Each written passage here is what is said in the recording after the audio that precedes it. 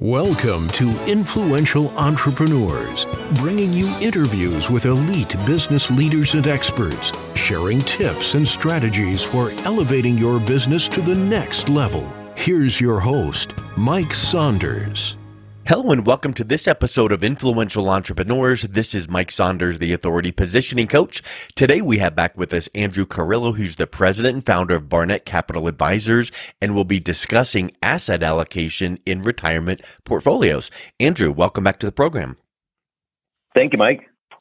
Hey, so I know this is just a nice quick conversation, probably 2 or 3 minutes of asset allocation, right? Now, this is quite the broad topic, and I know it could be 2 or 3 days worth of content. So we just want to hit the highlights. What are some of the things that people should keep in mind just from a 30,000 foot view, get us started on asset allocation? Yeah, studies show that over 90% of your returns are going to be based on your asset allocation. So it is one of the most important aspects, that are going to determine your long-term returns. And I think a couple of things that investors need to realize today is, when we have inflation at some of the highest rates of return that we've seen, we have interest rates moving up, but they're still relatively low. And I do think that impacts how investors should allocate their assets and should look at things. One, keeping pace with inflation is important. So obviously having too much money, too conservative over time is going to be detrimental to reaching their goals. But I think investors need to stay within their risk tolerance. And sometimes people, what they do is they chase returns. They look in the rearview mirror and they see, an asset class or a sector doing very, very well. And they sort of put an overweight position on that. And even some advisors do that as well. They sort of chase returns. And that's what we're seeing a lot in the tech sector nowadays is, technology is down over, 30% this year. And valuations just got a lot of very, very stretched. But value investments are really holding their own. So I do think people need to maintain diversification and choose an asset allocation that makes sense on your risk tolerance, not necessarily your friends or someone you talk to or even your advisor's risk tolerance. You need to be comfortable with what you're doing. Or what you see on the internet, because, that's gospel truth right there. Yeah, so those keyboard warriors out there. Let's dive in a little bit deeper on the risk and volatility, because that happens minute by minute, hour by hour on the stock market and the Dow Jones and your portfolio, and you'll drive yourself nuts if you try to track everything. You should have the broad overview and just kind of know that what you have set up is good and just kind of watch it.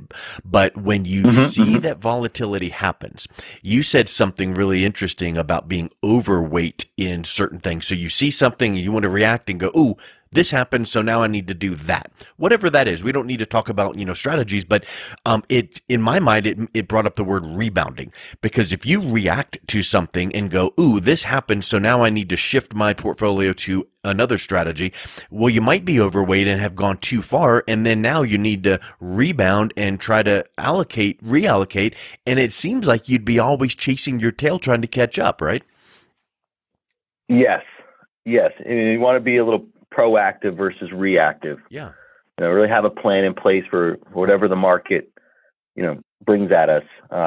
People sometimes in retirement are shocked that, the market went down, and they sort of, as if that wasn't in part of their plan, right? We have to have a plan for if it goes down. We have to have a plan for if it goes up, and position well, not what happens next year or tomorrow, but what's going to do well over the next 5, 10, 15, 20 years to get the returns you need within your risk tolerance. Yeah. And so you mentioned some timeframes, 5 to 15, 20 years. Well, guess what? A lot of people feel like even though they realize, oh, my retirement is in the future on the horizon there, you need to make sure you give it enough time to have these strategies go to work and not be micromanaging them. But talk a little bit about how people, when they see or hear about volatility, how do you weigh that versus just trusting the process? Yeah, so something interesting is, a lot of people think, the market's having a bad year, and so they think their retirement's affected from that. But it's really, when stock prices go down, the long-term returns have not changed.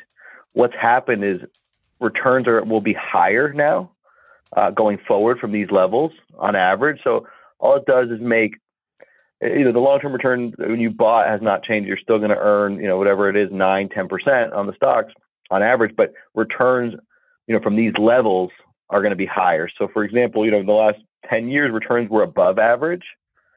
Now we have, now they went below average. And now that they're below average, well, what's next is above average. Yeah. And so studies show that over the last 100 years, when stocks are high, returns are actually lower. And when stocks are low, returns are higher. And so by understanding that can help investors make better decisions, because so many people, think like, oh, I'm stop the bleeding. And they think like they look at the market every day and they feel those losses. But if they understood that over time, nothing has changed, right? Earnings actually, majority have not been affected in most companies, but the prices are just lower. So it's the equivalent of a piece of real estate that you like. If you can still rent it the same, but now it's lower, right? You're just getting a higher yield on your money going forward. So I think understanding that these are real businesses and they're really a long-term stream of cash flows is what determines their return. Warren Buffett has a famous quote. In the short term, the market is a voting machine, and you might not like the way people vote. They vote very sporadic. But in the long term, it's a weighing machine. Yeah. And what it's really doing is weighing all the profits of the businesses and what they do with those profits. And the same thing with anyone's net worth over the next 30 years is it's going to be how much money you made and what you did with that money. Yep. And the same thing with the businesses over time. They're very correlated with their long-term earnings.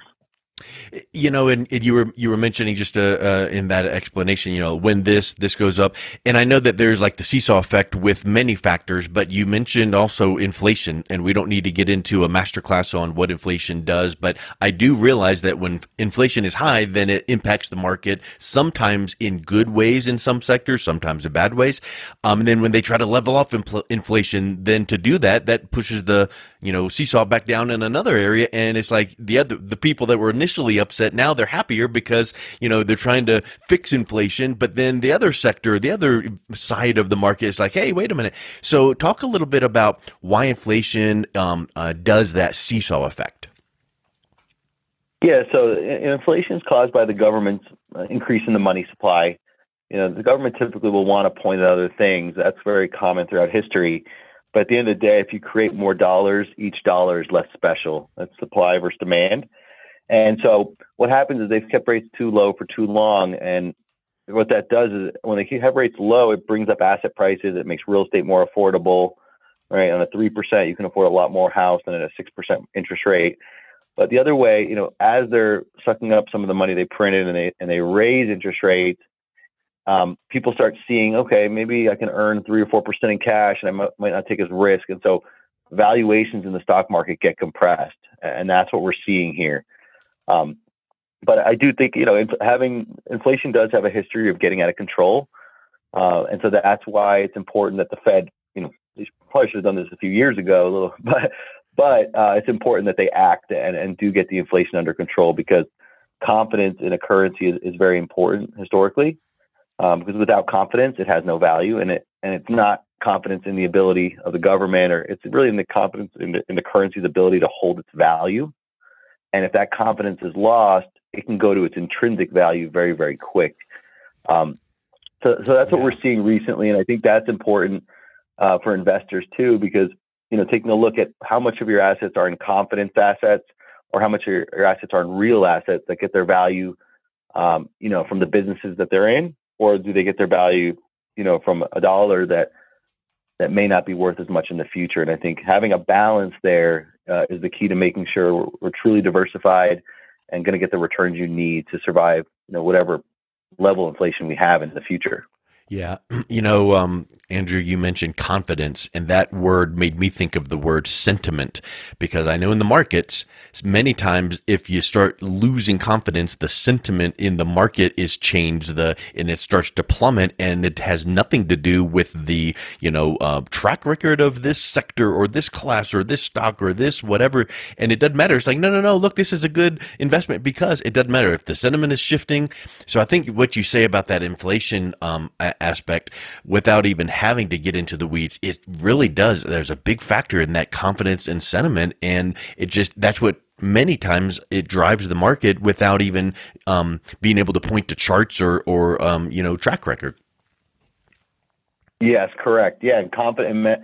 Yeah, and that type of, if that were to happen with a currency, it could be very devastating. So that's why they're acting very tough. They're raising interest rates. That is having some nervousness in the market. But for the long term, it is very positive for retirees, for people planning for retirement, because we do need stable currency over time, to operate. So Yep. inflation is typically never a good thing, and it does have a history of getting out of control. And it's a sign, typically in poor countries that have rapid inflation, it destroys the middle class. So we've been talking about, broad factors, and now let's kind of zero in on asset allocation. And again, not to get into specific strategy or whatnot, but what's a good starting point? Like when you think about, hey, we should, allocate your investment assets for retirement in this type of way, like 70% to stocks or 30% to this. What is the initial approach that you take, and what are some factors that people need to consider, like their age and how much time before retirement? Because wouldn't that affect, percentages, and what asset classes should people consider? Yeah, so I think people should start with the retirement income analysis, understand what their needs are. That can help you, backtrack into what type of returns do you need. And then that can, along with your risk tolerance, so for example, if you're very, very conservative and you realize, you need a 7% rate of return, well, maybe you're going to realize you have to take on a little more risk to get that return. And the other way around, if you, are very aggressive and then you realize, hey, I only need a 3% rate of return, maybe you're going to say, you know what, I'd rather sleep a little better at night. I'll taper back the risk to more of a moderate approach. So understanding that return is the key. But then taking a look at, a lot of people don't realize that, sometimes people get nervous about the market. Everyone's always trying to scare them about the stock market. And, some of the biggest investors in the stock market are pension funds. Huh. And I think it's interesting to study the way these endowments and pension funds invest, because they have very, very similar goals and objectives to retirees. Right? Yeah, retirees, they need the return, and they need to be able to provide an income stream to their pensioners for the rest of their life. So sometimes people think, oh, no, they're just paying out cash. No, these guys are invested in the stock market. They're invested in alternative assets, things that are more stable, maybe earn a higher rate of return than cash. And then, and bonds, things that are more, more conservative than bonds, or similar conservativeness, but a higher return than bonds.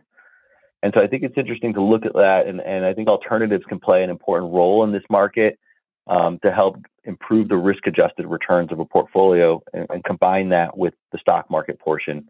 Yep. But having a good balance between value strategies, quality value strategies, because I feel like there's not that many good value strategies out there.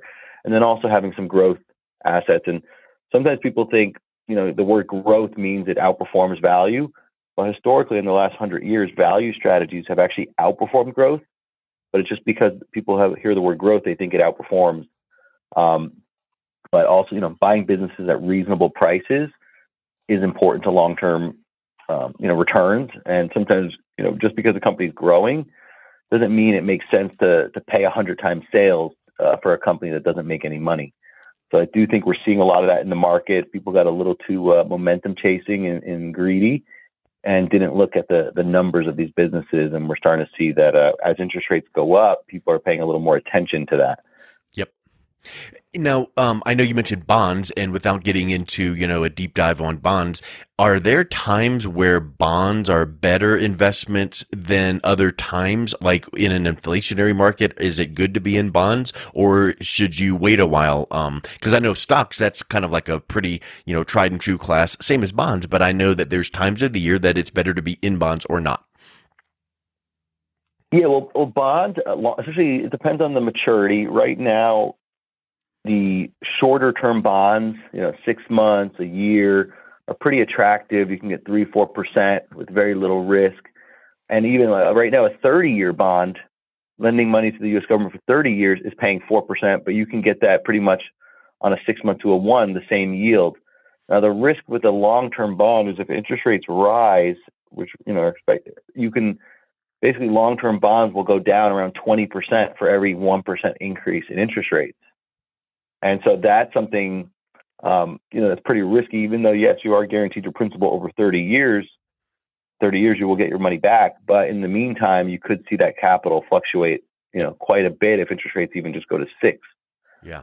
So that's really the key. And now the other way around, if interest rates were to go down, those long-term bonds fly, and that's what typically happens in a recession. So not, long-term bonds can be attractive, definitely to hedge the portfolio. During COVID, they really shot up. During 2008 recession, during dot-com bubble, long-term bonds were a very, very good diversifier in a portfolio, because the Fed, they're almost like they pretty much have one trick up their sleeve. They say they have a lot of tools, but they either print money or they suck money back in.